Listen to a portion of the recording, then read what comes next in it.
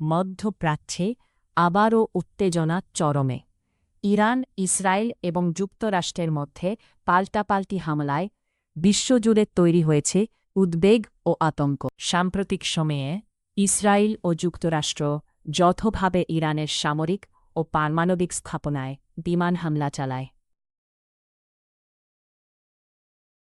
এর জবাবে ইরান ইসরায়েলের বিভিন্ন শহরে ড্রোন ও ব্যালিস্টিক ক্ষেপণাস্ত্র হামলা চালায়। আকাশ প্রতিরক্ষা ব্যবস্থা অনেক ক্ষেপণাস্ত্র ভূপাতিত করলেও একই সঙ্গে মধ্যপ্রাচ্যে থাকা মার্কিন সামরিক ঘাঁটিগুলোকেও লক্ষ্য করে হামলার অভিযোগ ওঠে। এতে আঞ্চলিক নিরাপত্তা পরিস্থিতি আরও জটিল হয়ে পড়ে। হরমুজ প্রণালী নিয়ে বাড়ছে উত্তেজনা।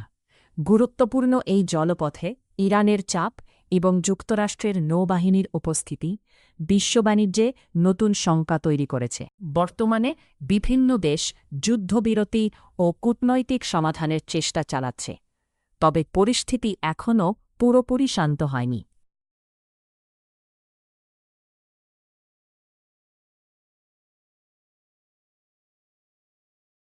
মধ্যপ্রাচ্যের এই সংঘাত কোথায় গিয়ে থামবে, সেটাই এখন পুরো বিশ্বের বড় প্রশ্ন।